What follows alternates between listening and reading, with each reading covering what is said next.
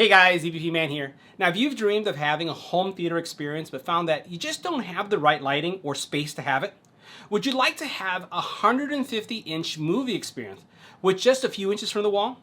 Well, today we're going to take a look at and review a 4K ultra short throw projector from Wemax. It's one of the smallest 4K ultra short projectors I've ever reviewed on the channel, and it has amazing, utterly amazing image quality. And get this, it has Android TV built in. No streaming sticks or boxes needed. Let's go ahead and check it out. Now, combined with an ALR screen, a screen that rejects light, this projector performs extremely well in areas where you have ambient light or with the lights on, as you can see here. In my living room, I have the blinds open and it's 8 a.m. and you can see the images. The images are stunning. When you close the blinds, the images pop even more. And let's talk about nighttime. At night, the colors become even more vibrant, giving you an unparalleled immersive experience unlike anything that you've experienced before. Now, not only are you going to have an immersive visual experience, but the Wemax Nova 4K laser projector also gives you a fantastic audio experience. And that's because it has 30-watt Dolby DTS speakers. They're going to elevate that visual experience with an immersive surround sound one as well. Now, throughout this video review, you're going to notice that we're going to have this projector literally projecting with the blinds open, then with the blinds closed, and then also in complete darkness so you can see what this experience is going to be like. So now let's talk about the specs. Now, from a spec perspective, this is a 4K ultra high definition laser projector. The brightness is 2,100 ANSI lumens, which equates to around 5,000 lumens. Now, you get 4 times the resolution of a full HD or a 1080p TV. And this laser projector also features ALPD technologies, ALPD 3.0 and TI DLP technology, which is going to give you greater detail, deeper vibrance in colors, not just in colors, but also in blacks, as you can see here. Now, I've reviewed on the channel several different laser projectors over the years, and this is by far the thinnest, the one that takes up the least amount of room on our stand. And if you're looking for something that is extremely low profile, this is it. Look no further, because this is going to give you the thinnest, smallest footprint that I've seen to date. And as you can see right here, basically you have, this is the area that the image projects, right? This area right here is pointing towards the back of the wall. And what you'll have right here is the laser coming out. Now, it does have a sensor that is going to basically turn off this laser area if you have children that get close to the light, or if you have adult friends that like getting into the light too. It's going to be good for those adult friends too. You have a power button right here that allows you to turn this on. And then over here, what you have is your remote. And the remote is pretty simple. Volume, menu, back. You do have your control or jog wheel here that allows you to navigate through the screens, your Android button, as well as your power button. And this is a Bluetooth remote, so this isn't line of sight where you have to point. Now, the other thing that you have on the side is you do have a USB, and as we flip this over, we can take a look and see what's going on here. So you can see the actual speakers here, right?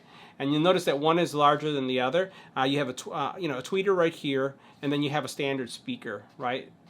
Here as well. You do have some I would say legs that you can adjust so that you can adjust the overall, I would say, pitch of the projector, just in case your wall is not straight. Now, on the back side, we'll take a look at all of the input options that you have.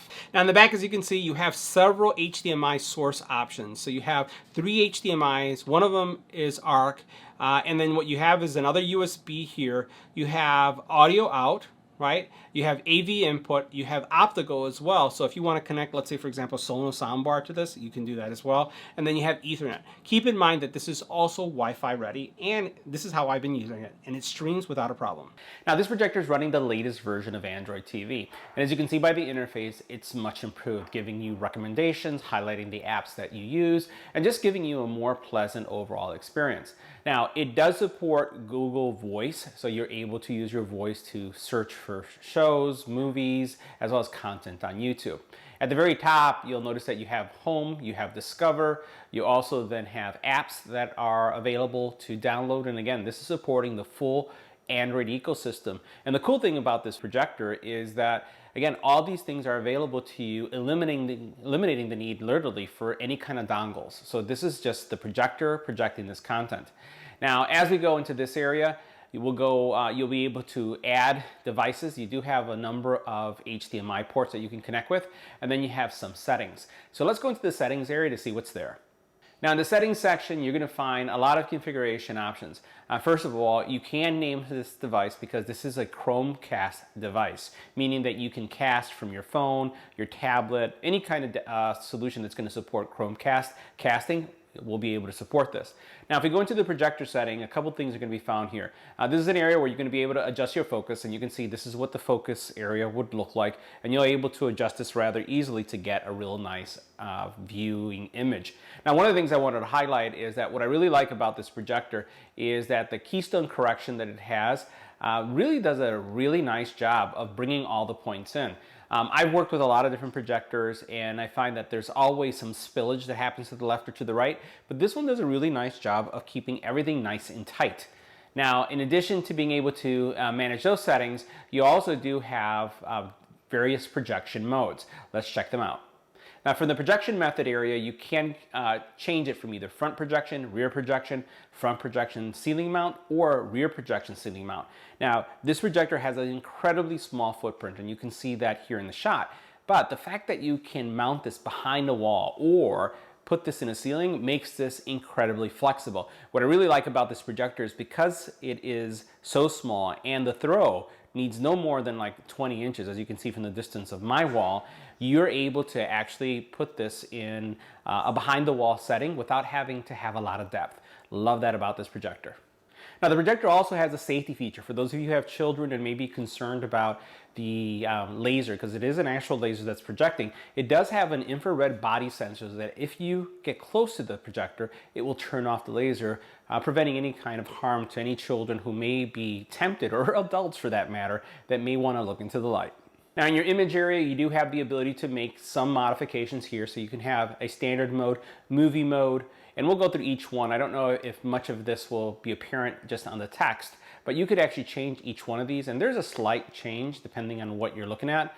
And in the image mode, the user-defined mode, you can actually customize this to fit your specific viewing presence or preference. You can make it brighter, you can make it more saturated, whatever you'd like, you'll be able to change that. The next area in the menu that we have is the input area. And in the input area, again, you see all of your inputs. We have HDMI 1, 2, and 3, and you'll be able to switch through those. And also there's some small settings that you can set up, and you can actually personalize these things. So you can either go with the name or a console that you may have connected. So as you can see here, a Blu-ray, cable, a DVD, or you can create a custom name. You also do have an AV output, and that could also be configured if you like.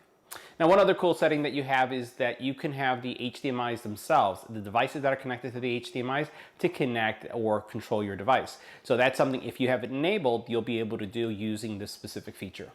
One other option that you can configure is allowing this device to turn off all your devices that are connected. So notice how you have this setting that's called Device Auto Power Off, which allows you to power off HDMI devices with the TV. Last two areas are TV auto power on, so power on the TV with the HDMI device, and then also you have automatic language detection. Now the next couple areas are informational only, so they're going to give you information around your HDMI. Now the next area is going to give you information about your network connectivity as well as your Google account. Now the apps area is going to give you a list of the apps that are installed and also the usage.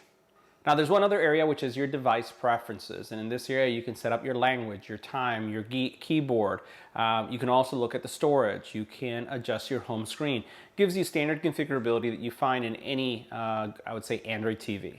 Now in the remotes and accessories area, it gives you additional configuration options. And what I like about this is that this laser TV, it gives you the ability to use it in speaker mode only. So you don't have to be projecting. You can actually take advantage of the speaker, and the sound is really good.